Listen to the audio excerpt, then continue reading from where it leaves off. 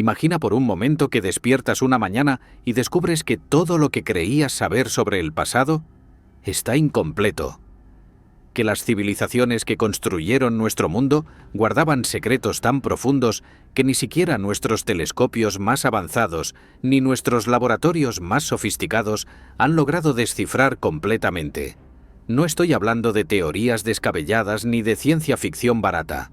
Estoy hablando de artefactos reales, de construcciones tangibles, de conocimientos documentados que simplemente no deberían existir según nuestra comprensión actual de la historia.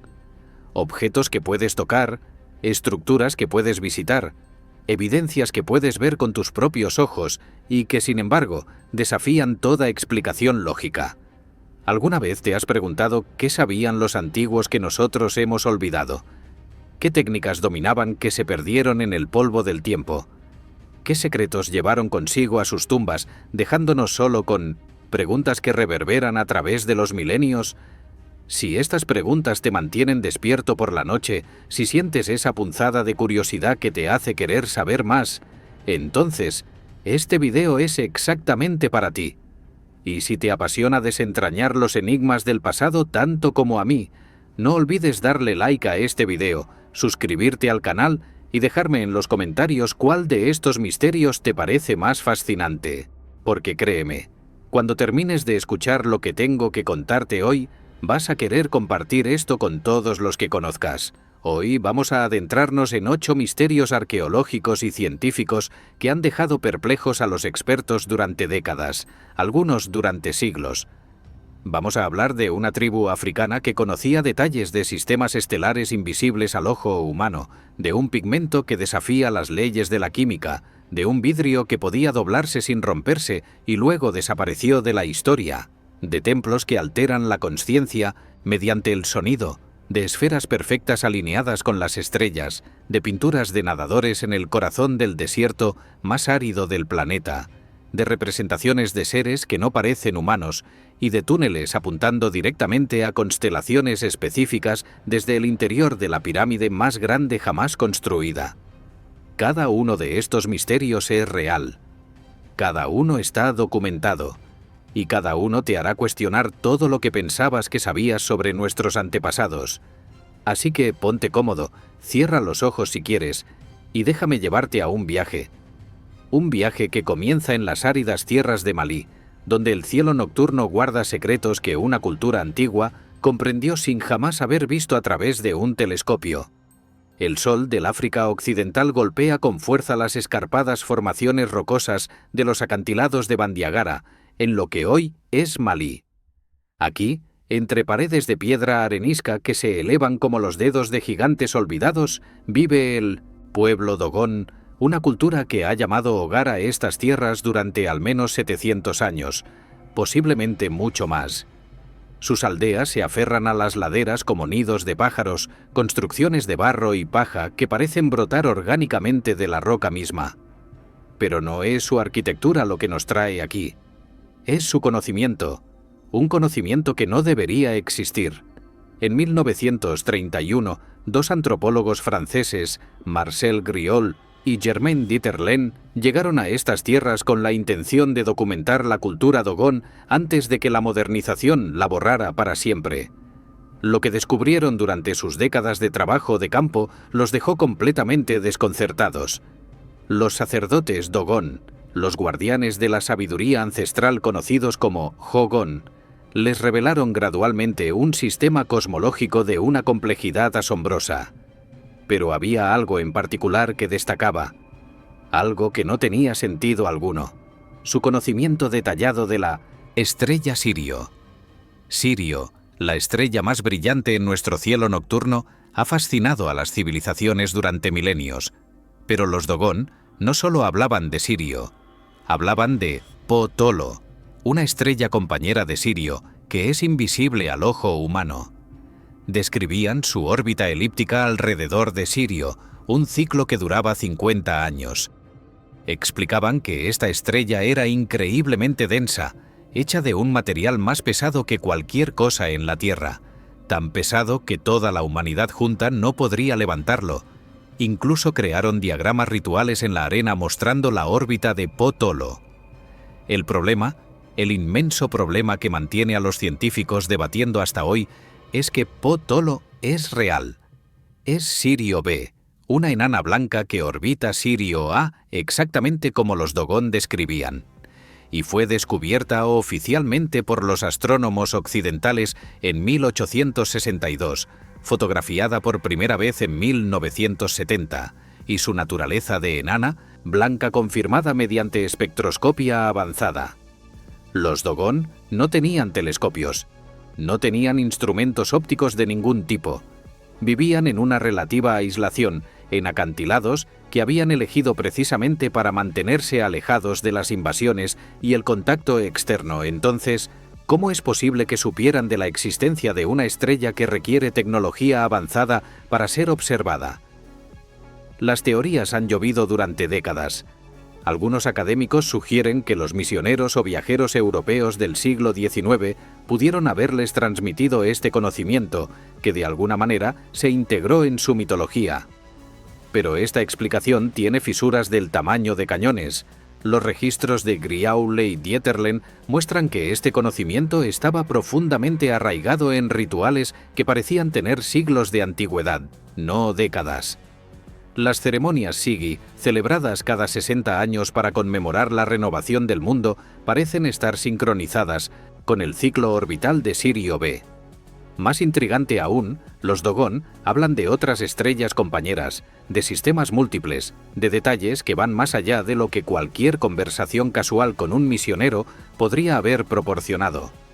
Describen a Sirio C, otra estrella compañera cuya existencia sigue siendo controvertida entre los astrónomos modernos, con algunos estudios sugiriendo anomalías gravitacionales que podrían indicar su presencia.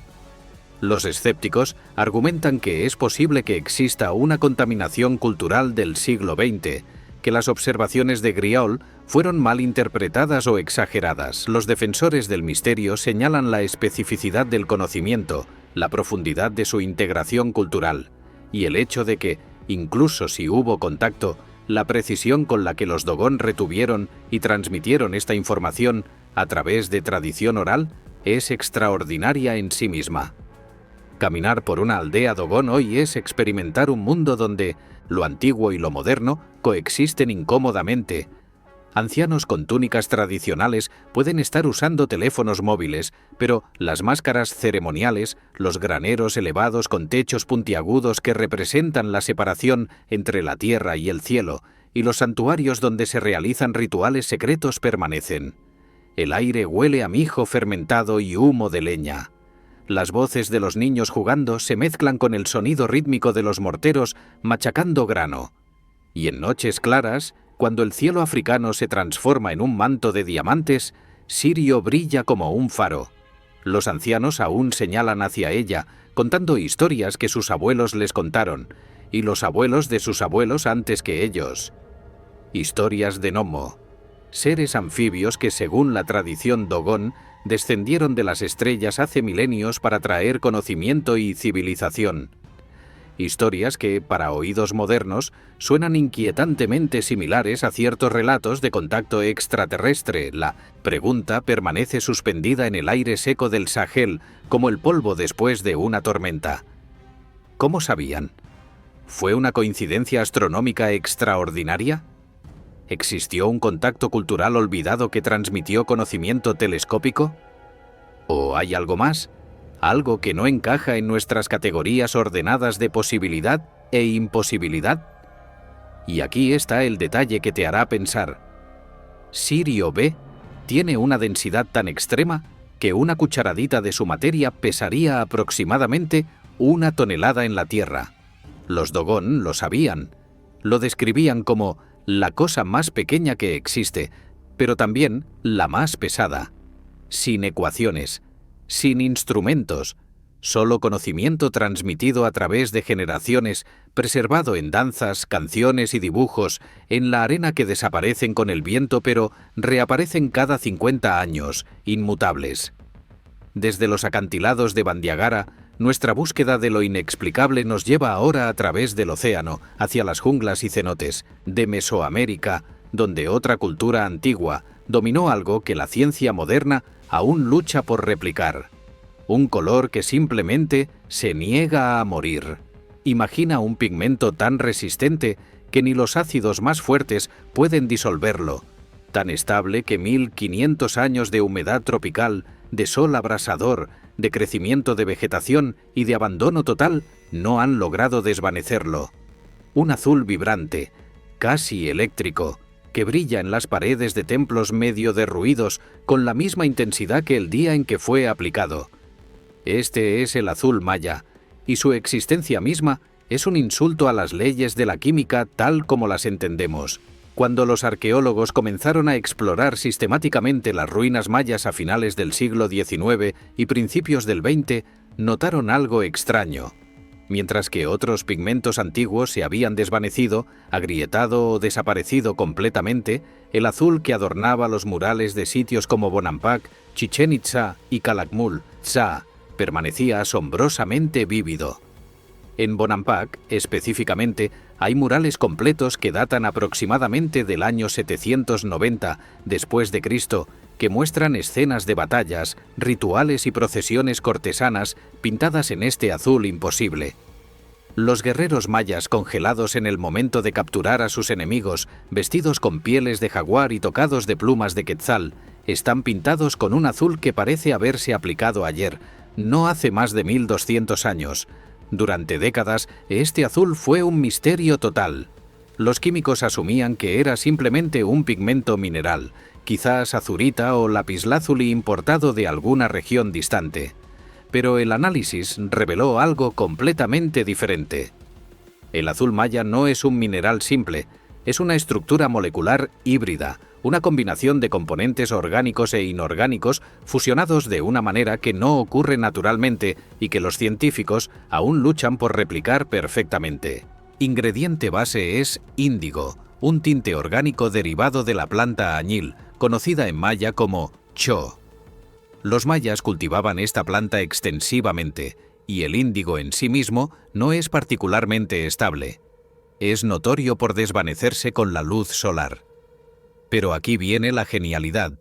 Los químicos mayas lograron encapsular las moléculas de índigo dentro de los canales microscópicos de un mineral de arcilla específico llamado paligorskita. La paligorskita, también conocida como atapulgita, es un filosilicato de magnesio y aluminio con una estructura cristalina inusual, llena de canales nanométricos. Los mayas no solo mezclaban el índigo con la arcilla. Mediante un proceso que implicaba calentar la mezcla a temperaturas específicas, entre 75 y 200 grados centígrados, lograban que las moléculas de índigo penetraran y quedaran atrapadas dentro de estos canales. El resultado era una estructura donde el componente orgánico vulnerable estaba físicamente protegido por una matriz mineral inorgánica. Esta nanotecnología, porque eso es exactamente lo que es, crea un pigmento que resiste prácticamente todo. Ácidos fuertes como el ácido nítrico, álcalis, solventes orgánicos, biocorrosión por hongos y bacterias, e incluso la abrasión física. Pero aquí está lo verdaderamente desconcertante. Aunque ahora entendemos la estructura básica del azul maya, replicar el proceso exacto sigue siendo un desafío. Investigadores modernos han intentado recrearlo, y aunque han producido aproximaciones, las réplicas modernas no tienen exactamente las mismas propiedades de resistencia que el original antiguo. ¿Qué sabían los químicos mayas que nosotros aún no hemos capturado completamente? ¿Qué matices en el proceso de calentamiento? ¿Qué proporciones precisas? ¿Qué quizás incluso aditivos adicionales aún no identificados estaban usando? Caminar por las ruinas de un sitio maya como Calakmul, en las profundidades de la selva de 1800 de Campeche, es experimentar el peso del tiempo de manera casi física. Las ceibas sagradas crecen sobre las pirámides, sus raíces abrazando la piedra caliza como tentáculos. Los aullidos de los monos saraguatos resuenan a través de la canopia. El aire está saturado de humedad, tan denso que puedes sentirlo en tus pulmones con cada respiración. Y sin embargo, allí, en una pared parcialmente expuesta de un edificio ceremonial, está ese azul, brillante, vibrante, imposible.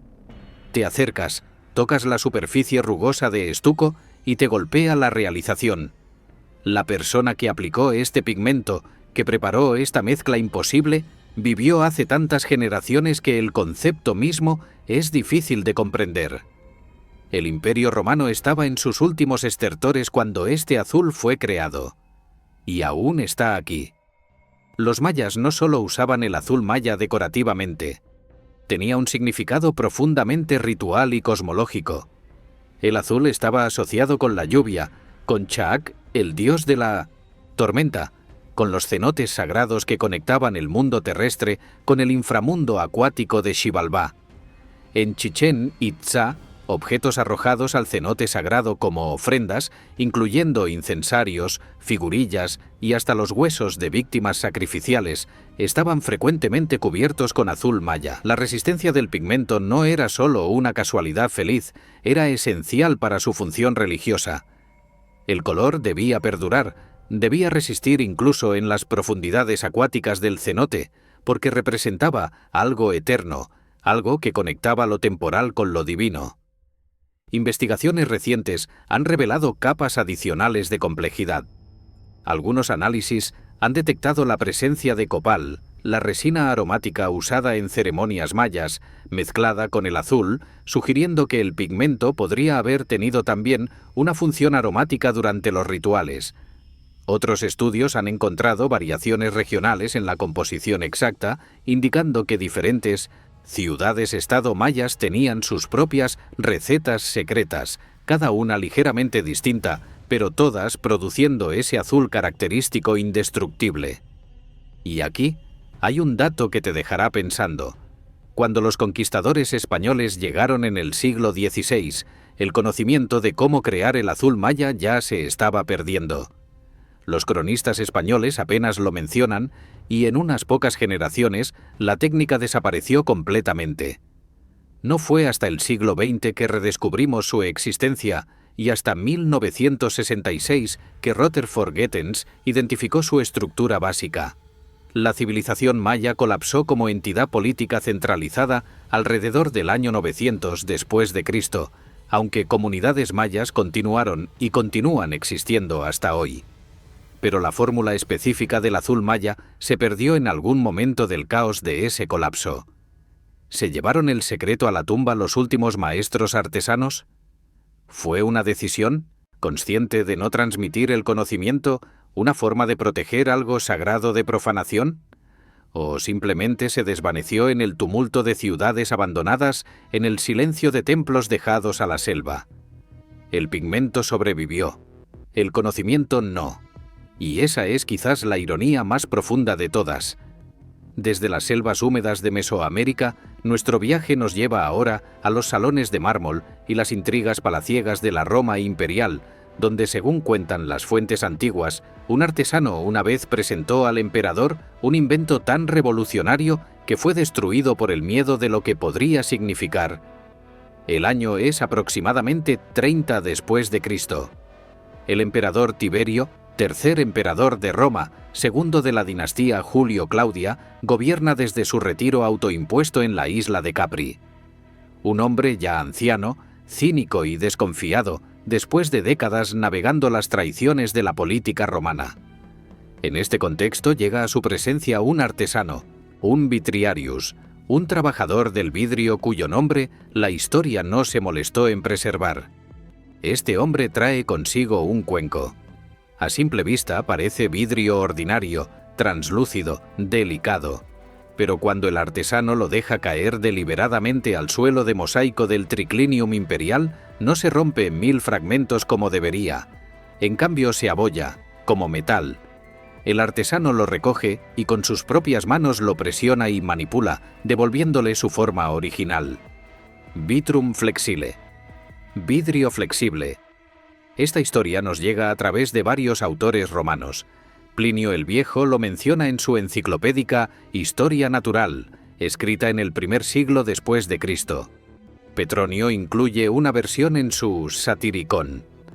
Dion Casio, escribiendo en el siglo III, también lo relata. Las versiones difieren en detalles menores, pero el núcleo permanece constante. Un artesano inventa un vidrio que no se rompe, lo presenta al emperador y es ejecutado o exiliado, su taller destruido, su invento suprimido para siempre. ¿Por qué? Según las fuentes, porque vidrio irrompible sería más valioso que el oro, lo que colapsaría la economía basada en metales preciosos. O porque el emperador, en su paranoia, temía que este conocimiento pudiera ser militarizado. O simplemente porque un invento tan revolucionario amenazaba el orden establecido de maneras que la mente conservadora del emperador no podía tolerar. Durante siglos, los historiadores han debatido si esta historia es literal o alegórica. ¿Realmente existió el Vitrum Flexile o es una fábula moral sobre la innovación suprimida por el poder tiránico? Los escépticos señalan que ningún artefacto de vidrio flexible romano ha sido jamás descubierto. Ni un fragmento, ni una mención en registros arqueológicos fuera de estos textos literarios. Argumentan que el vidrio, como lo conocemos, es dióxido de silicio en estado amorfo y que para hacerlo flexible requeriría una alteración fundamental de su estructura a nivel molecular que estaría más allá de la capacidad tecnológica romana. Pero luego están los argumentos del otro lado y son más intrigantes de lo que podrías pensar. Los romanos eran maestros del vidrio. Desarrollaron el soplado de vidrio en el siglo I a.C., transformando el vidrio de un lujo rarísimo a un material común. Crearon vidrio de camafeo como el famoso jarrón Portland, de una complejidad técnica asombrosa. Producían vidrio de ventana, vidrio coloreado con minerales específicos, incluso vidrio con propiedades ópticas básicas. Sus hornos alcanzaban temperaturas superiores a 1100 grados centígrados. Conocían aditivos que podían cambiar dramáticamente las propiedades del vidrio. Plomo para hacerlo más brillante y fácil de trabajar, manganeso para decolorarlo, antimonio para opacificarlo. Y aquí está el detalle fascinante. La ciencia moderna ha creado vidrios flexibles. Los vidrios metálicos amorfos, también llamados BMGs por sus siglas en inglés, son aleaciones que tienen una estructura desordenada como el vidrio, pero están hechas de metales. Estos materiales pueden ser extremadamente fuertes y resistentes. El vidrio de gorila, usado en smartphones, aunque no es flexible en el sentido de doblarse, es extraordinariamente resistente a roturas. Los investigadores han creado vidrios de sílice nanocompuestos que tienen propiedades de flexibilidad inusuales. En otras palabras, el concepto de vidrio flexible no viola las leyes fundamentales de la física. Es difícil, requiere conocimiento sofisticado de ciencia de materiales, pero no es imposible. Entonces, ¿podría un artesano romano, trabajando empíricamente a través de prueba y error durante años o décadas, haber descubierto accidentalmente una combinación de aditivos y técnicas de enfriamiento que produjeran un vidrio con propiedades inusuales de resistencia o flexibilidad? Los defensores de la historicidad del Vitrum Flexile señalan que muchos descubrimientos antiguos se perdieron completamente. El fuego griego, la sustancia incendiaria naval bizantina, es una receta que nunca fue recuperada.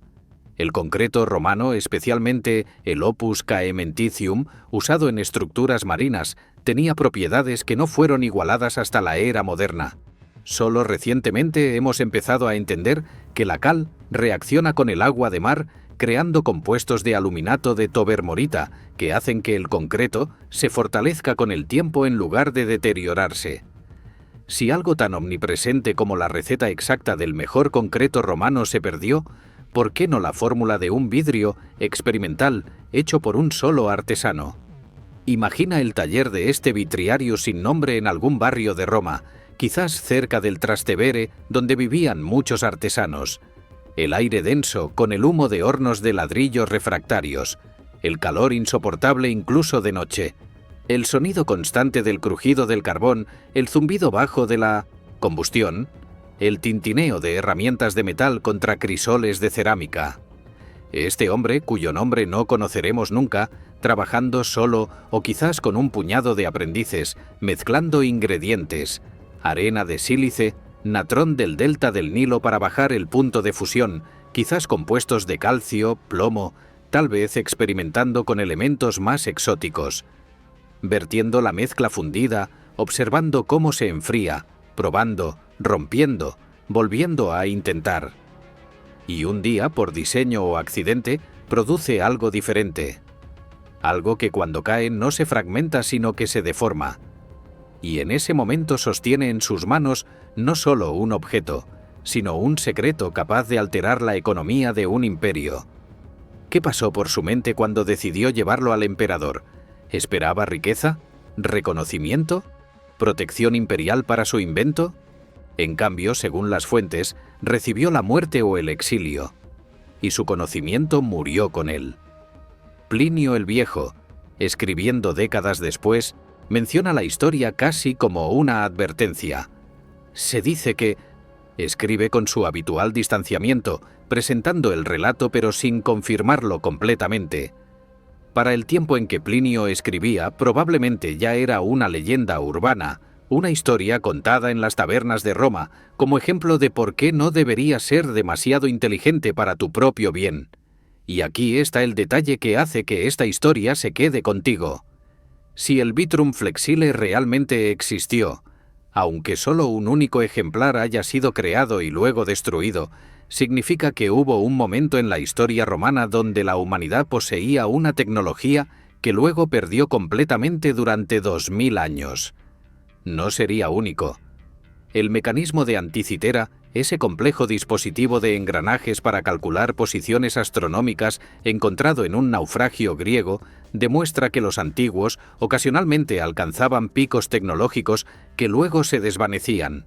Pero el Vitrum Flexile es diferente, porque su supresión fue activa, deliberada, un ejemplo histórico de innovación asesinada en su cuna por razones políticas y económicas.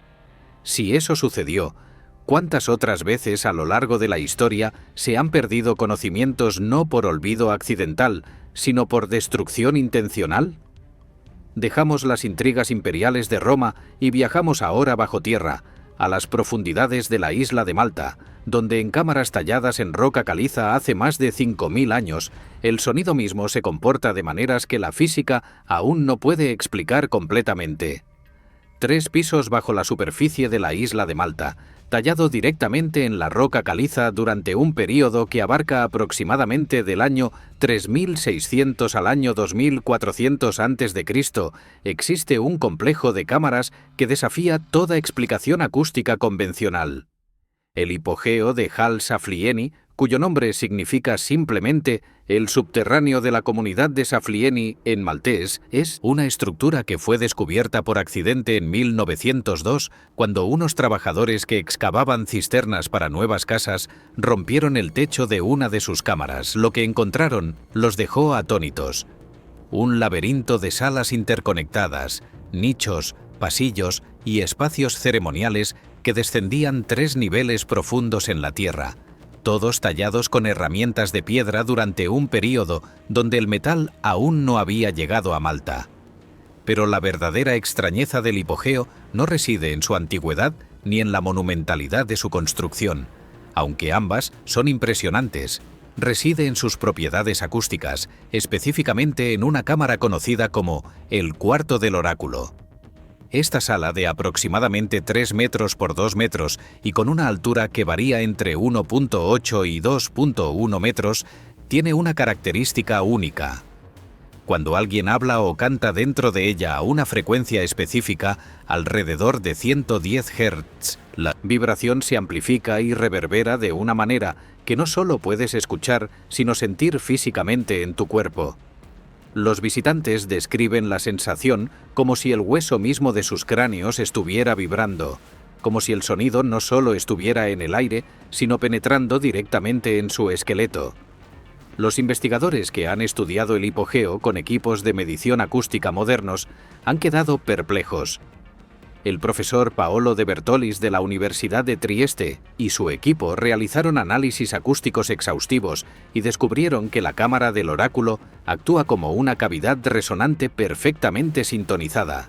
Cuando se produce un tono alrededor de 110 Hz, frecuencia que corresponde aproximadamente a un la grave, 2 octavas por debajo del la central del piano, la cámara amplifica ese sonido de manera dramática. Más aún, esta resonancia no se limita al cuarto del oráculo. Se transmite a través de toda la estructura, como si el hipogeo entero fuera un instrumento musical gigantesco tallado en piedra viva. ¿Por qué 110 Hz es significativo? Porque estudios de neuroimagen han mostrado que cuando el cerebro humano es expuesto a esa frecuencia específica, la actividad en la corteza prefrontal, la región asociada con el lenguaje y el procesamiento consciente, disminuye temporalmente, mientras que la actividad en áreas más primitivas del cerebro aumenta. En términos simples, esa frecuencia puede inducir estados alterados de consciencia, reducir la actividad del pensamiento verbal y aumentar las respuestas emocionales e intuitivas. Algunos investigadores han especulado que las personas en estados de consciencia alterados podrían experimentar visiones o sensaciones interpretadas como comunicación con lo divino o con los ancestros. Ahora considera esto. Los constructores del hipogeo estaban trabajando con herramientas de piedra, sin sistemas de medición acústica, sin conocimiento de física ondulatoria o neurología. Y sin embargo crearon una estructura donde el sonido se comporta de maneras extraordinarias. ¿Fue intencional? La evidencia sugiere fuertemente que sí. El hipogeo no es solo una cueva natural con propiedades acústicas casuales. Es una construcción planificada con cámaras específicamente talladas, con nichos decorados con espirales pintadas en ocre rojo, con espacios que claramente tenían funciones ceremoniales. Se han encontrado los restos de más de 7.000 individuos en el hipogeo, convirtiéndolo en un osario masivo, pero también hay evidencia de que fue usado para rituales mientras las personas aún estaban vivas. Imagina una ceremonia en el hipogeo hace 4.500 años. La única luz proviene de lámparas de aceite, pequeñas llamas que parpadean proyectando sombras danzantes en las paredes de piedra caliza dorada. El aire es Fred T29 Esco, húmedo, huele a tierra y algo más antiguo, algo indefinible. Un sacerdote o sacerdotisa entra en el cuarto del oráculo. Comienza a entonar, a cantar en una nota profunda y sostenida que resuena exactamente a 110 Hz. Inmediatamente, toda la estructura comienza a vibrar. No es un sonido que simplemente escuchas, es una presencia física. Los presentes en las cámaras circundantes sienten sus huesos resonar. Sus cerebros comienzan a cambiar de estado. La frontera entre el mundo de los vivos y el reino de los muertos, entre lo ordinario y lo sagrado, comienza a desdibujarse. Para estas personas, esto no era tecnología, era magia. Era la prueba tangible de que este lugar era un punto de contacto entre mundos. Los arqueólogos han encontrado evidencia de que el hipogeo fue sellado deliberadamente alrededor del año 2400 a.C. y abandonado. ¿Por qué? Nadie lo sabe con certeza. La cultura del Templo de Malta, que construyó no solo el hipogeo, sino también los megalíticos templos de superficie como Hagar Kim y Mnaidra, desapareció misteriosamente. Algunos sugieren colapso ambiental, otros invasión, otros cambio climático que arruinó la agricultura. Lo que sea que sucedió, el conocimiento de cómo y por qué se construyó el hipogeo se fue con ellos. Y aquí está el detalle escalofriante. Cuando el hipogeo fue redescubierto en 1902, los trabajadores que lo encontraron primero lo saquearon, llevándose artefactos que nunca fueron catalogados. Luego el sitio fue vendido a un museo y finalmente pasó a control gubernamental, pero se estima que una cantidad significativa de material arqueológico se perdió para siempre en esos primeros años de excavación caótica. Hoy, el hipogeo está estrictamente controlado. Solo un número limitado de visitantes puede entrar por día para prevenir daños por humedad y dióxido de carbono exhalado. Si logras conseguir una reserva, que a veces requiere meses de anticipación, desciendes por escaleras modernas hacia este mundo subterráneo. Y cuando el guía te lleva al cuarto del oráculo y produce ese tono profundo, cuando sientes esa vibración imposible recorrer tu cuerpo, entiendes visceralmente que los antiguos sabían algo sobre el sonido, sobre la consciencia, sobre la interacción entre arquitectura y percepción humana, que nosotros apenas estamos comenzando a redescubrir. El hipogeo no es solo una tumba o un templo, es un instrumento, una herramienta para alterar la consciencia, diseñada y construida con una precisión que desafía lo que creemos posible para una sociedad neolítica. Desde las profundidades resonantes de Malta, emergemos ahora hacia la luz del trópico, hacia las selvas de Costa Rica, donde en valles y colinas se encuentran dispersas cientos de esferas de piedra perfectamente redondas, algunas del tamaño de una pelota de baloncesto, otras de más de 2 metros de diámetro y pesando 16 toneladas, alineadas según patrones que nadie puede explicar. En el delta del Diquís, en el sur de Costa Rica, donde ríos descender desde montañas cubiertas de selva hacia las planicies costeras del Pacífico, existe un misterio geométrico que ha desconcertado a arqueólogos desde su descubrimiento en los años 30. Las pelotas de piedra. Pero llamarlas simplemente pelotas es insultantemente inadecuado. Estas son esferas de piedra perfectamente formadas, algunas con una esfericidad tan precisa que la desviación del redondo perfecto es de apenas milímetros, un logro que requeriría herramientas de medición sofisticadas incluso para artesanos modernos.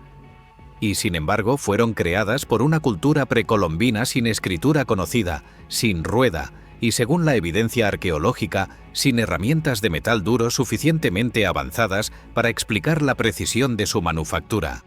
Las esferas fueron descubiertas cuando la United Fruit Company comenzó a despejar selva para plantaciones de banano en los años 30. Los trabajadores encontraban estas piedras redondas enterradas bajo capas de sedimento, algunas aisladas, otras en grupos, algunas formando líneas rectas, otras en patrones más complejos.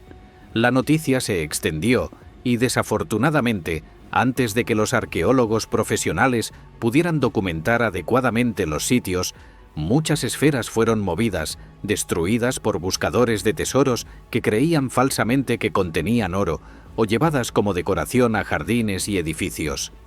Esta destrucción temprana del contexto arqueológico ha complicado enormemente el estudio de las esferas. Se han encontrado más de 300 esferas conocidas, aunque se estima que originalmente pudieron haber existido miles. Varían en tamaño desde unos pocos centímetros de diámetro hasta la esfera más grande conocida, de aproximadamente 2.6 metros de diámetro y un peso estimado de 16 toneladas. Están hechas de diversos tipos de roca ígnea, principalmente gabbro, pero también granodiorita y caliza.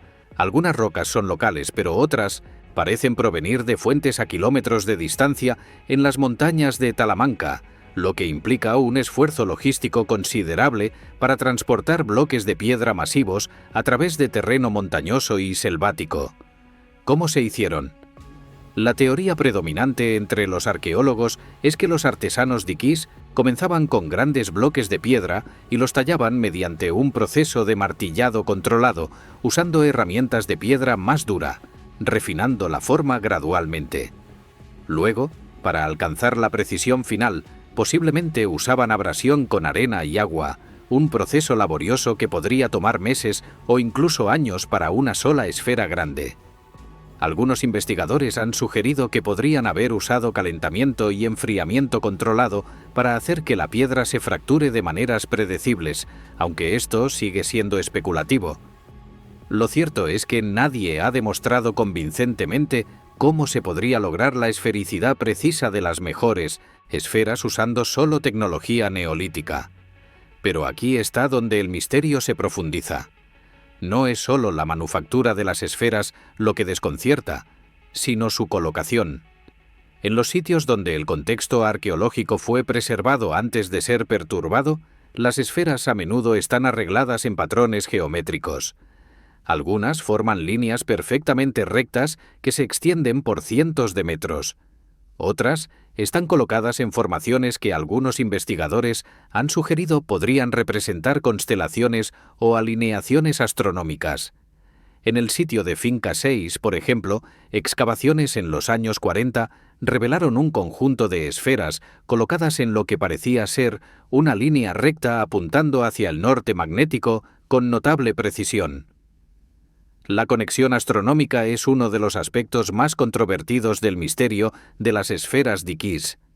Algunos investigadores, como el difunto Ivar Sapp, propusieron que las esferas están colocadas de maneras que reflejan posiciones de estrellas y planetas, específicamente sugiriendo que algunas agrupaciones de esferas podrían representar la constelación de Orión u otras formaciones estelares significativas.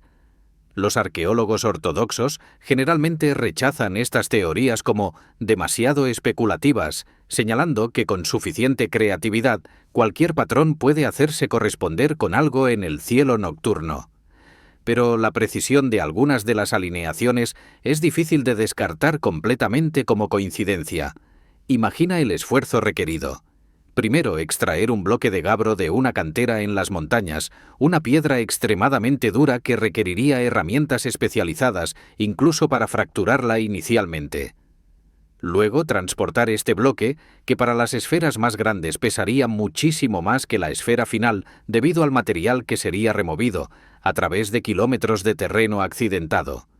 Luego, dedicar potencialmente años a tallar, martillar, pulir y perfeccionar la piedra hasta que sea una esfera tan precisa que incluso con calibradores modernos apenas puedes detectar imperfecciones. Y, finalmente, transportar esta esfera terminada, que no puede rodar efectivamente porque cualquier rollo no controlado podría dañarla, hasta su ubicación final y colocarla con precisión en relación con otras esferas según un plan que nadie hoy comprende completamente. El pueblo que creó estas esferas se conoce como la cultura Dikis, que floreció aproximadamente entre el año 600 y el 1500 después de Cristo. No dejaron registros escritos, no construyeron grandes pirámides o templos de piedra duraderos. Lo que sí crearon fueron vasijas de cerámica elaboradas con decoraciones complejas, trabajos en oro de calidad extraordinaria, incluyendo figurinas y adornos usando técnicas avanzadas de fundición a la cera perdida, y estas esferas. Cuando los conquistadores españoles llegaron a la región a principios del siglo XVI, encontraron que muchas aldeas indígenas ya estaban abandonadas, posiblemente despobladas por enfermedades que se habían extendido hacia adelante de la conquista misma. Los españoles registraron muy poco sobre las culturas locales, enfocándose principalmente en buscar oro. Y aquí está el detalle que te hará pensar durante días. Algunas de las esferas están colocadas en ubicaciones que hoy están bajo el agua durante parte del año, debido a inundaciones estacionales de ríos. ¿Significa esto que fueron colocadas cuando el nivel del agua era diferente, sugiriendo quizás una antigüedad mayor de lo que se pensaba? ¿O fueron colocadas intencionalmente en relación con los ciclos de inundación, quizás como marcadores de estaciones o niveles de agua? Y luego está la pregunta más fundamental: ¿por qué esferas? De todas las formas que podrían haber tallado, ¿por qué dedicar este esfuerzo monumental a crear perfecta esfericidad? Las esferas no tienen función, práctica obvia. No pueden almacenar nada, no son herramientas, no pueden ser habitadas. Su propósito parece haber sido puramente simbólico o ceremonial. Pero, ¿qué representaban? ¿Planetas? ¿Almas de ancestros? ¿Marcadores de territorio? ¿Puntos de poder cosmológicos? El gobierno costarricense finalmente reconoció la importancia de las esferas y en 2014 4 sitios con esferas de piedra fueron designados como Patrimonio Mundial de la UNESCO bajo el título Asentamientos cacicales precolombinos con esferas de piedra del Dikis. Pero para entonces el daño ya estaba hecho. Muchas esferas habían sido removidas de sus contextos originales, haciendo casi imposible reconstruir los patrones completos. Las que permanecen in situ son tesoros arqueológicos, pero están rodeadas de preguntas sin respuesta. Cada esfera es un silencio perfecto, una forma geométrica ideal creada con trabajo incalculable por razones que murieron con sus creadores. Son monumentos a la capacidad humana de dedicar esfuerzo extraordinario a objetivos que trascienden la mera supervivencia, recordatorios de que los antiguos valoraban cosas que nosotros ya no podemos leer completamente. Desde las selvas tropicales de Costa Rica, nuestro viaje ahora nos lleva a un desierto, el más vasto y árido del mundo, el Sahara, donde en las paredes de cuevas remotas existen pinturas que muestran algo imposible: personas nadando, flotando, buceando en abundante agua, en un lugar donde hoy la vida apenas puede existir. En la región del Gilf Kebir, una meseta de piedra arenisca en el extremo suroeste de Egipto, tan remota que está a más de 1000 kilómetros de El Cairo y a cientos de kilómetros de cualquier asentamiento humano permanente, existe una cueva cubierta con pinturas rupestres que cuentan una historia imposible. O más precisamente, una historia que debería ser imposible según lo que pensábamos que sabíamos sobre la historia climática del Sahara. Esta es la cueva de Los Nadadores, descubierta en 1933 por el explorador húngaro László Almásy, el mismo hombre que inspiró la novela y película El paciente inglés. Las pinturas son extraordinarias. Figuras humanas representadas en posturas que claramente muestran natación. Brazos extendidos hacia adelante, piernas pateando hacia atrás, cuerpos en posición horizontal. Hay más de 1000 figuras pintadas en las paredes de la cueva en ocre rojo y amarillo. Algunas figuras están flotando, otras parecen estar buceando. Hay animales también: gacelas, jirafas y, significativamente, criaturas que parecen ser cocodrilos o hipopótamos, animales que requieren cuerpos de agua permanentes sustanciales para sobrevivir. El estilo de arte corresponde a períodos neolíticos, datado aproximadamente entre 9000 y 6000 años antes del presente, aunque algunas estimaciones sugieren que podrían ser aún más antiguas. Aquí está el problema. La región del Gilf Kebir hoy es uno de los lugares más secos y desolados del planeta. Recibe menos de 1 milímetro de precipitación al año, esencialmente cero. La temperatura durante el día puede exceder los 50 grados centígrados. No hay ríos, no hay lagos, no hay fuentes permanentes de agua superficial. La vida vegetal es casi inexistente. Es el tipo de paisaje donde puedes caminar durante días sin ver ninguna señal de vida más allá de algunos insectos resistentes y aves migratorias ocasionales. Entonces, ¿cómo es posible que personas antiguas pintaran escenas de natación aquí? La respuesta reescribe nuestra comprensión de la historia climática africana. Durante un período conocido como el óptimo climático del Holoceno, aproximadamente entre 9000 y 5500 años antes del presente, el norte de África experimentó lo que los científicos llaman el período húmedo africano. Los monzones del este de África se extendieron mucho más al norte de lo que lo hacen hoy. Sahara no era un desierto.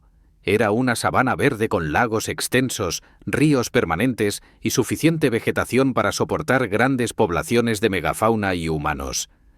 Evidencia geológica, paleontológica y arqueológica confirma esto abundantemente.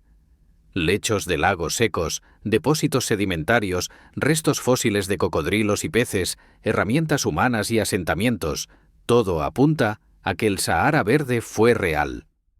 Pero aquí está donde las pinturas de la cueva de los nadadores se vuelven especialmente significativas. Desafían nuestra cronología de cuándo exactamente el Sahara se secó y qué tan rápido sucedió. La transición de Sahara verde a Sahara desértico no fue gradual. La evidencia sugiere que fue relativamente abrupta en términos geológicos, ocurriendo posiblemente en el lapso de apenas unos pocos siglos alrededor de 5500 años antes del presente. Imagina generaciones de personas viviendo junto a lagos abundantes, cazando hipopótamos, pescando, nadando, y luego durante el curso de vidas humanas individuales, ver esos lagos encogerse, los ríos secarse, la vegetación marchitarse, los animales migrar o morir. Debió haber sido apocalíptico. Y quizás, antes de abandonar completamente estas tierras que ya no podían sostenerlos, algunos grupos dejaron arte rupestre como un registro de lo que una vez fue, como un memorial de un mundo que estaba muriendo. La datación precisa del arte rupestre es notoriamente difícil. A diferencia de materiales orgánicos que pueden ser fechados con carbono 14, el pigmento mineral en pinturas rupestres no contiene carbono. Los científicos tienen que depender de métodos indirectos: datación de depósitos minerales que se han formado sobre las pinturas, datación de materiales orgánicos encontrados en el mismo contexto arqueológico o análisis estilísticos comparándolos con arte de edad conocida. Para la cueva de los nadadores, las estimaciones varían ampliamente. Algunos investigadores sugieren que las pinturas podrían tener 10.000 años o más, colocándolas bien dentro del período verde del Sahara. Otros argumentan por fechas más recientes. Lo que es indiscutible es que cuando estas pinturas fueron hechas, el entorno era radicalmente diferente al desierto estéril que existe hoy. Visitar la cueva de los nadadores hoy requiere una expedición seria. Necesitas vehículos 4x4 especializados, guías experimentados del desierto, permisos del gobierno egipcio y cantidades significativas de agua y combustible porque no hay nada allí afuera. El paisaje es surrealista. Formaciones de roca erosionadas por el viento en formas fantásticas, dunas de arena que se extienden hasta el horizonte. Un silencio tan profundo que puedes escuchar tu propia sangre pulsar en tus oídos. Y cuando finalmente llegas a la cueva, un refugio de roca relativamente pequeño en el lado de un acantilado de arenisca y ves esas figuras nadando en las paredes, la disonancia cognitiva es abrumadora. Estás de pie en uno de los lugares más secos de la Tierra mirando arte de personas jugando en el agua. Pero la cueva de los nadadores no está sola. A través del Sahara hay literalmente miles de sitios de arte rupestre que muestran escenas de un mundo verde. En las montañas del Tassili Najer, en Argelia, hay pinturas de pastores con rebaños de ganado, escenas de caza de grandes animales que ya no existen en la región, e incluso escenas domésticas de personas en lo que parecen ser asentamientos permanentes. En el desierto de Libia hay grabados de elefantes, jirafas y, sorprendentemente, representaciones de lo que algunos investigadores interpretan como barcos, sugiriendo la presencia de cuerpos de agua lo suficientemente grandes para navegación. Todo este arte forma un registro visual fragmentario de un Sahara que es completamente ajeno al desierto que conocemos hoy. Y aquí está el detalle que debería hacernos reflexionar. El cambio climático que transformó el Sahara no fue causado por actividad humana. Fue el resultado de cambios naturales en los patrones orbitales de la Tierra, específicamente cambios en la precesión axial que alteraron la cantidad y distribución de radiación solar en el hemisferio norte, lo que a su vez cambió los patrones de monzones. La Tierra ha experimentado estos ciclos naturales durante millones de años, pero para los humanos que vivían a través de esa transición particular, la causa no importaba. Lo que importaba era que su mundo estaba terminando. Las pinturas de la cueva de los nadadores son, en un sentido muy real, un epitafio para un ecosistema muerto. Son la prueba de que los entornos que parecen permanentes pueden cambiar dramáticamente, y de que los humanos han sido testigos de transformaciones planetarias antes y, de alguna manera, han preservado ese testimonio para nosotros en paredes de piedra.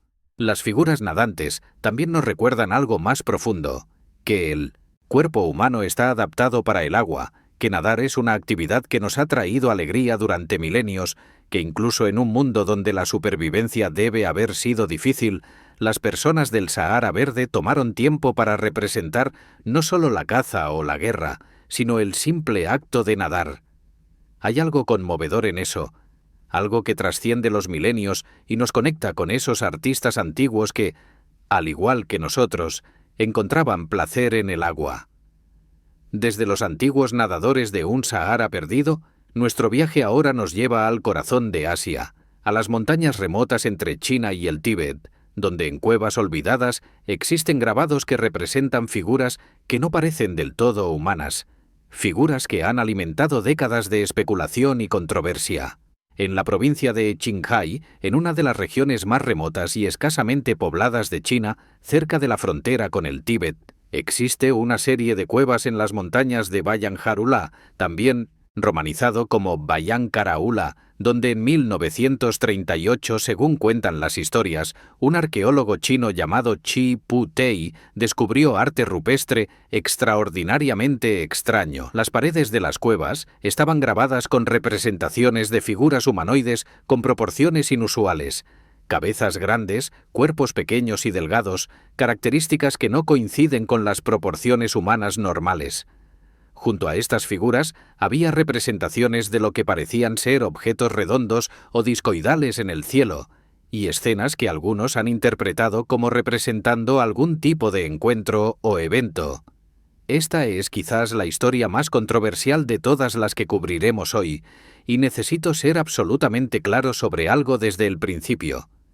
Gran parte de la narrativa popular alrededor de los grabados de Bayan Kara Ula está envuelta en misterio, exageración y posiblemente desinformación deliberada. La historia se entrelaza con el mito de los discos Dropa, supuestos artefactos de piedra grabados con textos que supuestamente describen la llegada de seres extraterrestres hace 12.000 años. Estos discos, según la historia, fueron encontrados en las mismas cuevas. El problema es que no existe evidencia verificable de la existencia de estos discos. Ningún museo los tiene. Ninguna fotografía autenticada existe. Los documentos académicos que supuestamente discutían los discos no pueden ser verificados en archivos académicos chinos. Pero separa el mito de los discos Dropa de la cuestión del arte rupestre en sí, y aún tienes algo interesante. Existen grabados rupestres genuinos en esa región de China que muestran figuras humanoides con proporciones inusuales. Esto es un hecho documentado. La región de Qinghai y las áreas circundantes tienen sitios de arte rupestre conocidos que datan de varios periodos prehistóricos. Algunas de estas representaciones efectivamente muestran figuras con cabezas relativamente grandes y cuerpos pequeños. La pregunta es, ¿qué representan estas figuras? La explicación más prosaica y más probable es que son simplemente representaciones estilizadas de humanos. El arte rupestre prehistórico alrededor del mundo frecuentemente usa proporciones exageradas o no realistas. Figuras con cabezas grandes podrían ser simplemente una convención artística, una manera de enfatizar la importancia de la cabeza como asiento de la identidad y la consciencia. Las pinturas rupestres europeas del Paleolítico Superior a menudo muestran animales en detalle exquisito pero humanos como figuras de palitos simplificadas. Las culturas aborígenes australianas tienen tradiciones de figuras de rayos X que muestran órganos internos. El arte no necesita ser realista para ser significativo.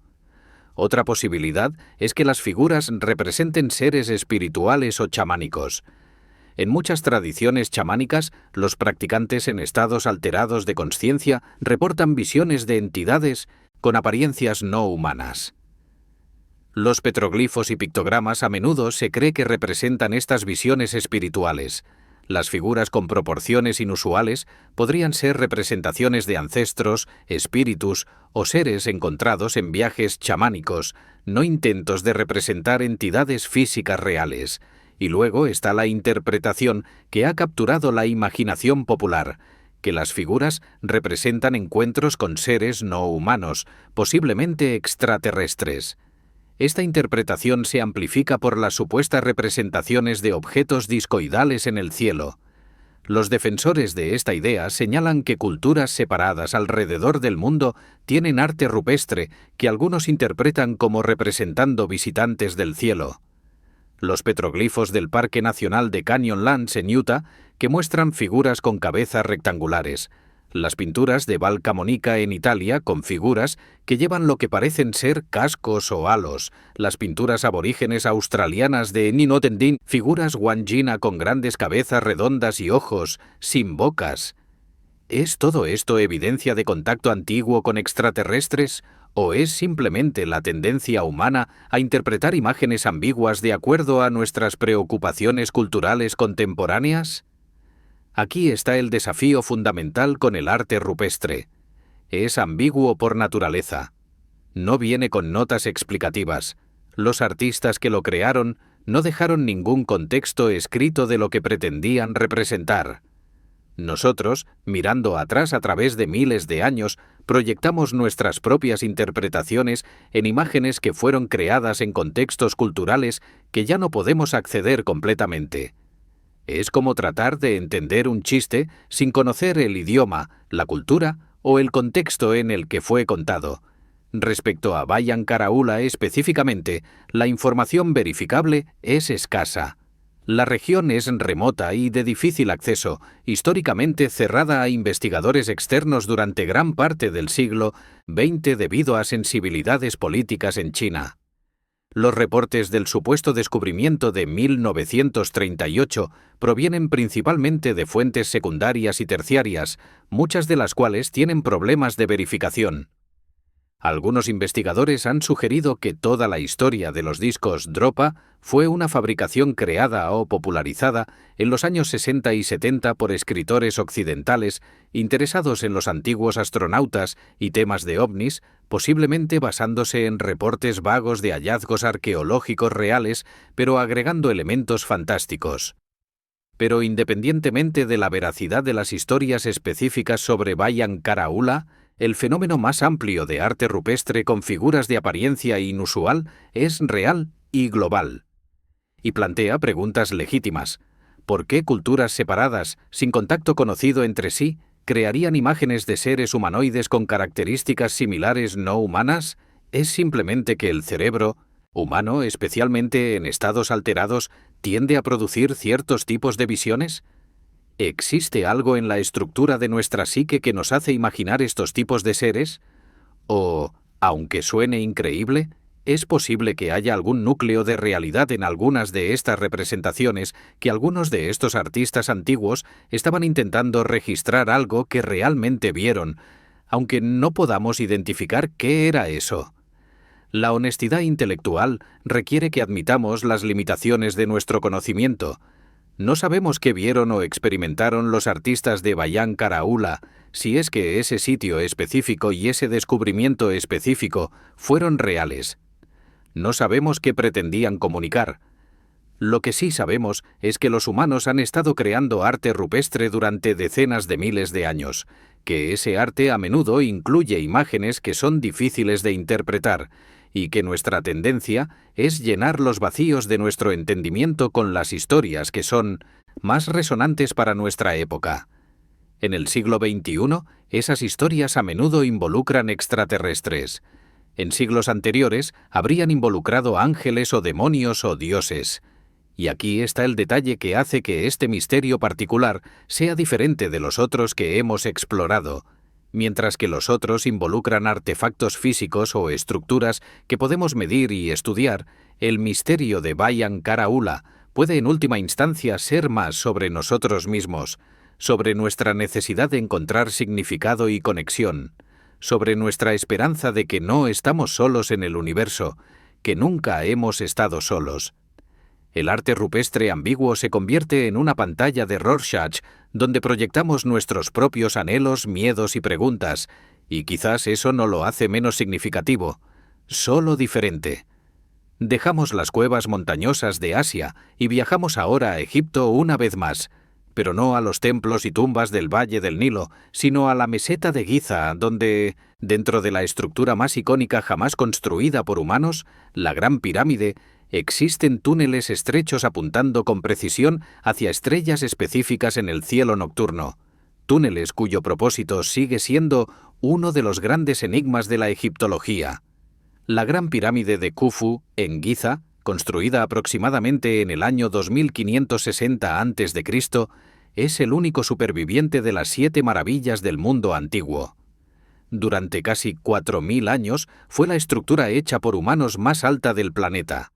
Sus dimensiones son asombrosas, 146.6 metros de altura originalmente, con una base que cubre aproximadamente 13 acres, construida con aproximadamente 2.3 millones de bloques de piedra que pesan en promedio 2.5 toneladas cada uno. Su precisión es legendaria. Los lados de la base están alineados con los puntos cardinales con un error de solo 3 arcominutos. Los ángulos de las esquinas son casi perfectos ángulos rectos con desviaciones de apenas 2 arcominutos, y el nivel de la base es plano con una variación de menos de 2.1 centímetros a través de toda su extensión. Pero por impresionantes que sean estos hechos arquitectónicos, no son el misterio del que quiero hablarte hoy. Hoy quiero hablarte de los ejes, Dentro de la pirámide, en la cámara del rey y la cámara de la reina, hay túneles estrechos que se extienden hacia arriba a través del cuerpo masivo de la pirámide en ángulos específicos. Estos son los llamados ejes de ventilación, aunque es casi seguro que no tenían nada que ver con ventilación. Son demasiado estrechos para que un humano adulto pase, aproximadamente 20 centímetros por 20 centímetros en sección transversal. Y aquí está el detalle fascinante. Están alineados con una precisión extraordinaria hacia estrellas específicas en el cielo nocturno antiguo. Los dos ejes que corren desde la cámara del rey atraviesan toda la pirámide y emergen en las caras norte y sur. El eje sur está orientado con un ángulo de 45 grados y apunta hacia el cinturón de Orión, específicamente a la estrella central Al-Nitak, en la época de la construcción de la pirámide. El eje norte está orientado a 32 grados y apuntaba hacia Alfa Draconis, también conocida como Tuban, que era la estrella polar en el año 2560 a.C. debido a la precesión del eje de la Tierra. Los ejes de la cámara de la reina son aún más intrigantes. Fueron descubiertos mucho más tarde porque no penetran completamente la pirámide. Terminan en puntos ciegos, casi como si hubieran sido sellados intencionalmente. El eje sur de la cámara de la reina apunta hacia Sirio, la estrella más brillante del cielo, asociada con la diosa Isis y con el ciclo anual de inundación del Nilo, que era fundamental para la agricultura egipcia. El eje norte apunta hacia Beta Ursae Minoris. Los egiptólogos tradicionales generalmente interpretan estos ejes como conductos simbólicos para el alma o Ka del faraón, permitiéndole ascender a las estrellas circumpolares del norte, las estrellas imperecederas, que nunca se ponen bajo el horizonte y por lo tanto representan eternidad, o al sur, hacia Orión y Sirio, que estaban asociados con Osiris e Isis respectivamente. En los textos de las pirámides, los escritos religiosos más antiguos conocidos de la humanidad, grabados en las paredes de pirámides de dinastías posteriores, hay numerosas referencias a que el faraón difunto asciende a las estrellas, se convierte en una estrella, mora con las estrellas. Las frases él vuela, se sienta entre las estrellas del cielo, y el rey ha partido hacia el cielo con los vientos, aparecen repetidamente. Pero aquí está donde el misterio se profundiza. Si los ejes son puramente simbólicos, ¿por qué tal precisión?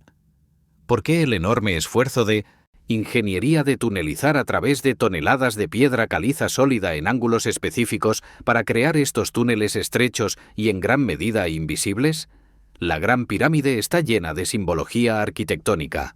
La elección de materiales, las proporciones de las cámaras, la orientación, todo parece tener significado múltiple y capas. Pero los ejes representan algo más. Son un compromiso tecnológico con el simbolismo religioso. Son funcionales en el sentido de que realmente proporcionan una línea de visión directa desde el corazón de la pirámide hacia puntos específicos en el cielo. Y ahí radica la pregunta fascinante. ¿Se supone que algo pasara a través de estos ejes? En 1993, un ingeniero alemán llamado Rudolf Gantenbrink envió un pequeño robot con ruedas llamado U-Pu-Out, abridor de caminos en alemán, dentro del eje sur de la cámara de la reina. Después de ascender 65 metros, el robot encontró un bloque de 1900 piedra caliza con lo que parecían ser dos accesorios de cobre. Esta puerta causó sensación en los medios. ¿Qué había detrás? En 2002, una expedición respaldada por National Geographic perforó a través de esta primera puerta solo para encontrar otra puerta a unos centímetros de distancia. En 2010, un robot más avanzado fue enviado a través de ambas puertas y reveló una pequeña cámara vacía con marcas de jeroglíficos en rojo. Decepcionante para los buscadores de tesoros, pero fascinante para los investigadores porque planteó aún más preguntas. ¿Por qué estos cierres? ¿Por qué cámaras pequeñas inaccesibles? ¿Qué función tenían? Algunos investigadores más especulativos han propuesto que las pirámides, específicamente la Gran Pirámide, podrían haber tenido funciones que van más allá de simples tumbas. Las teorías van desde lo plausible pero no demostrado, como que la pirámide servía como observatorio astronómico, hasta lo altamente especulativo, como que podría haber sido algún tipo de dispositivo de energía o máquina.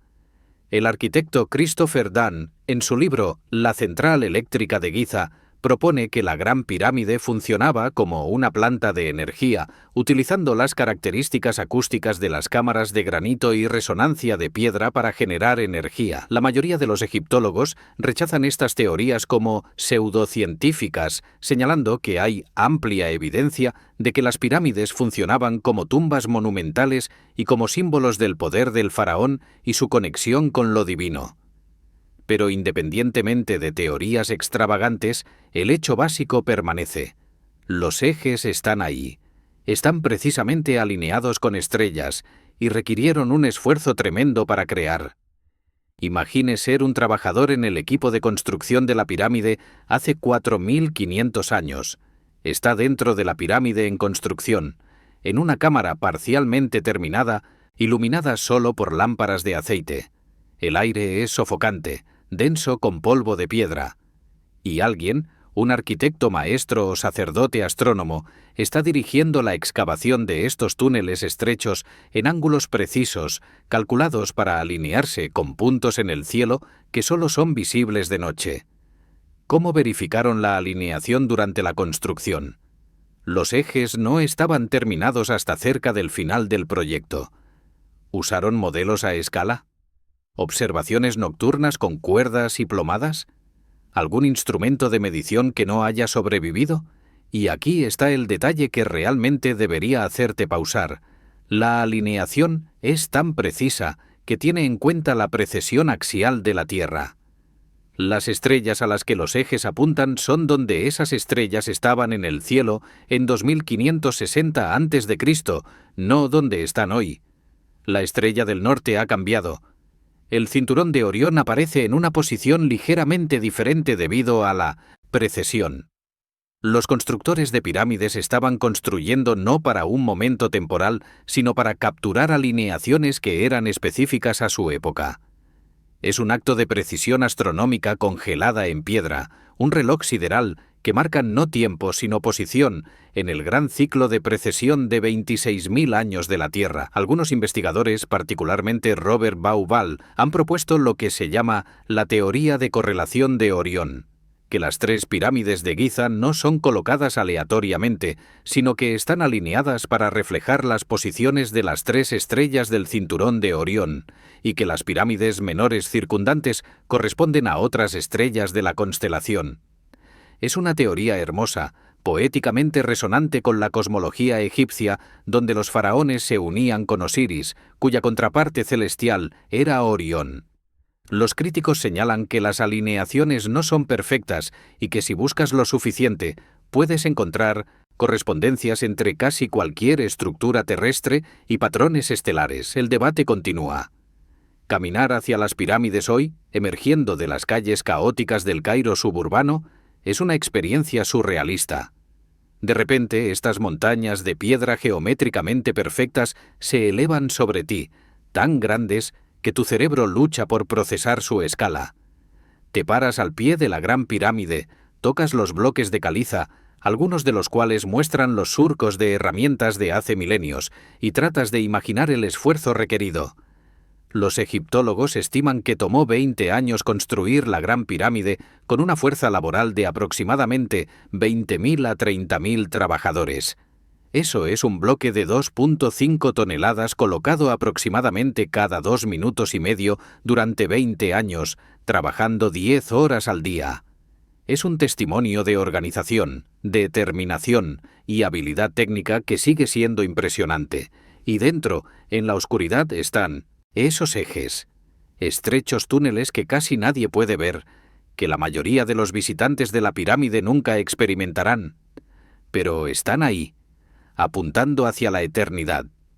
Son recordatorios de que para los antiguos egipcios, los límites entre lo terrenal y lo celestial, entre lo temporal y lo eterno, eran permeables. La pirámide en sí era una máquina para la trascendencia, una tecnología de inmortalidad construida en piedra, y los ejes eran las rutas que el alma tomaría viajando desde el corazón de la montaña de piedra hacia las estrellas, donde el faraón tomaría su lugar entre los dioses. Nos quedamos con preguntas. ¿Era puramente simbólico o algo más? ¿Los egipcios creían que algo físico pasaría a través de esos ejes o era solo una representación arquitectónica de un viaje espiritual? Y hay otra pregunta, más profunda. ¿Qué impulsa a los humanos a dedicar tales recursos monumentales a asegurar la vida después de la muerte para una sola persona? Pirámides son, en su esencia, sobre la negativa a aceptar que la muerte es el final. Son proclamaciones de piedra que dicen: existimos, importamos y continuaremos. Ese impulso, ese rechazo a la mortalidad, ha impulsado algunas de las construcciones más impresionantes de la humanidad. Y 4.500 años después, estamos parados en el desierto mirando hacia arriba, todavía preguntándonos, todavía tratando de entender qué sabían que nosotros hemos olvidado. El silencio del desierto, el peso de la piedra, el susurro del conocimiento perdido. Hemos viajado juntos a través de 8 misterios, 8 ventanas a un pasado que es a la vez familiar y profundamente extraño. Desde las colinas de Mali donde los Dogon miraban hacia las estrellas y veían lo invisible, hasta las selvas de Mesoamérica donde químicos sin nombre crearon un azul que desafía al tiempo mismo. Desde los salones de Roma donde un artesano sostuvo un vidrio que se doblaba en sus manos hasta las profundidades resonantes de Malta donde el sonido alteraba la mente. Desde las selvas de Costa Rica donde esferas perfectas descansan en patrones que no podemos leer, hasta las cuevas del Sahara, donde nadadores antiguos testimonian un mundo verde ahora desaparecido. Desde las montañas asiáticas donde figuras extrañas observan desde paredes de piedra hasta el corazón de la Gran Pirámide, donde túneles apuntan hacia estrellas que han cambiado su posición en el cielo. Cada uno de estos misterios nos dice algo importante, no solo sobre los antiguos, sino sobre nosotros mismos. Nos recuerdan que las personas del pasado no eran primitivas o simples, eran humanos tan inteligentes, creativos y curiosos como nosotros. Resolvían problemas con las herramientas que tenían, observaban el mundo con cuidado, transmitían conocimiento a través de generaciones, creaban belleza y significado en un mundo que frecuentemente debe haber parecido hostil e incomprensible. Pero también nos recuerdan la fragilidad del conocimiento. ¿Cuántas técnicas, cuántos descubrimientos, cuántas comprensiones se han perdido simplemente porque nadie las escribió, o porque los registros fueron destruidos, o porque la cadena de transmisión se rompió durante algún cataclismo o colapso social? La fórmula del azul maya, la receta del vitrum flexile, si alguna vez existió, el propósito de las esferas Dikis, el conocimiento astronómico de los Dogon. Todas estas son cosas que existieron, que fueron creadas o conocidas por personas reales, y luego se desvanecieron dejando solo fragmentos, solo suficientes pistas para hacernos preguntar, pero no suficientes para responder definitivamente. Y quizás eso está bien. Quizás el valor de estos misterios no está solo en resolverlos, sino en lo que provocan en nosotros: curiosidad, asombro, humildad ante la vastedad de lo que no sabemos. Nos hacen cuestionar nuestras suposiciones sobre el progreso, sobre la inevitable marcha hacia adelante de la civilización. La historia no es una línea recta. Es un río que se curva, retrocede, forma remolinos. Las civilizaciones se elevan y caen. El conocimiento se gana y se pierde. Y a veces, mirando hacia atrás, nos damos cuenta de que los antiguos sabían cosas que nosotros hemos tenido que redescubrir dolorosamente o que aún no hemos recuperado. Estas historias también nos recuerdan que vivimos en capas de tiempo. Cuando tocas las paredes del hipogeo, estás tocando piedra tallada 5.000 años atrás. Cuando miras el azul maya en un mural, estás viendo el mismo color que un artista maya vio 1.200 años antes. Cuando te paras ante una esfera Dikis, estás al lado de un objeto posicionado con intención por personas cuya cultura desapareció hace 500 años. El pasado no está realmente pasado. Está aquí, en objetos y estructuras, en arte e inscripciones, esperando que lo descifremos. Y finalmente, Estos misterios nos invitan a permanecer abiertos, a no ser demasiado rápidos para descartar lo que parece imposible, a equilibrar escepticismo saludable con curiosidad genuina, a reconocer que nuestro conocimiento actual, aunque vastamente expandido comparado con generaciones anteriores, sigue siendo incompleto. Hay cosas que los antiguos sabían que nosotros no sabemos. Hay preguntas que aún no tenemos las herramientas para responder adecuadamente. Y eso no es una debilidad, es una invitación. Entonces, cuando apagues este video y regreses a tu vida, lleva contigo un poco de ese asombro. La próxima vez que veas algo antiguo, un artefacto en un museo, ruinas en un viaje, incluso solo una fotografía, tómate un momento para realmente considerarlo. Piensa en las manos que lo hicieron, en las mentes que lo diseñaron, en los ojos que lo vieron por última vez antes de que fuera enterrado por siglos o milenios.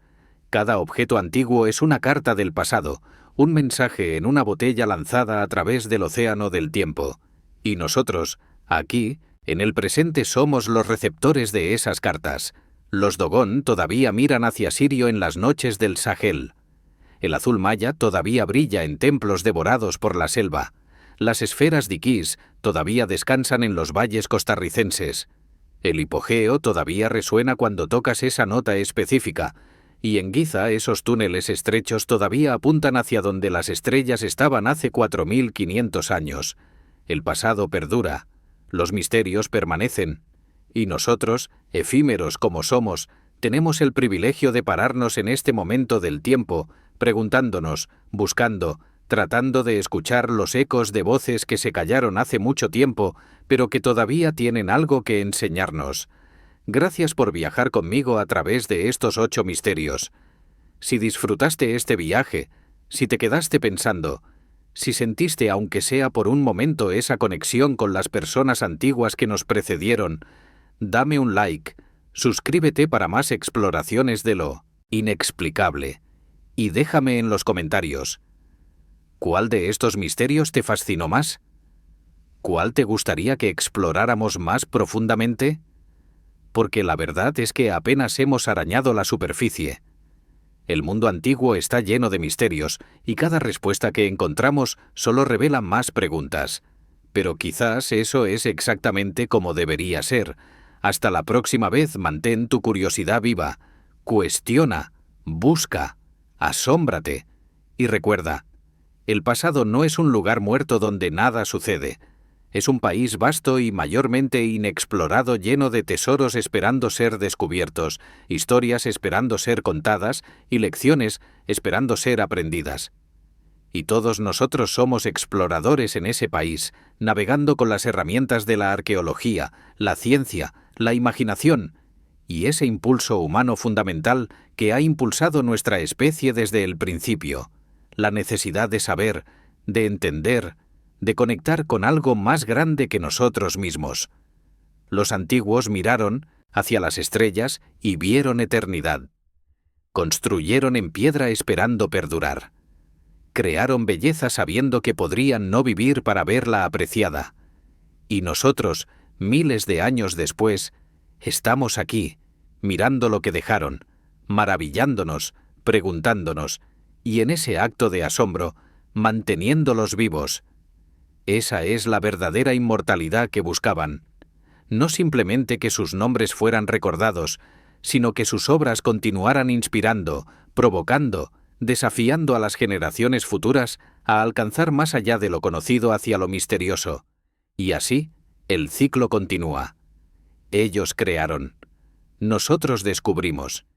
Y algún día, muy en el futuro, otras personas mirarán lo que nosotros creamos hoy y se preguntarán sobre nosotros de la misma manera que nos preguntamos sobre los Dogon, los mayas, los romanos, los diquís, los constructores de pirámides. El tiempo fluye, las civilizaciones se elevan y caen, pero la curiosidad humana, el impulso de crear, de saber, de dejar algo que perdure, eso es constante. Eso es lo que nos conecta a través de los milenios. Eso es lo que hace que estos misterios importen. duerme bien sabiendo que el mundo es más extraño, más maravilloso y más rico en misterio de lo que podrías haber imaginado. Y que mañana, en algún lugar, alguien podría excavar, o analizar, o descubrir algo que cambie nuestra comprensión del pasado una vez más. El viaje nunca termina. Las preguntas siguen llamando. Y nosotros, curiosos e incansables, seguimos respondiendo a ese llamado, hasta que nos encontremos de nuevo en el próximo misterio.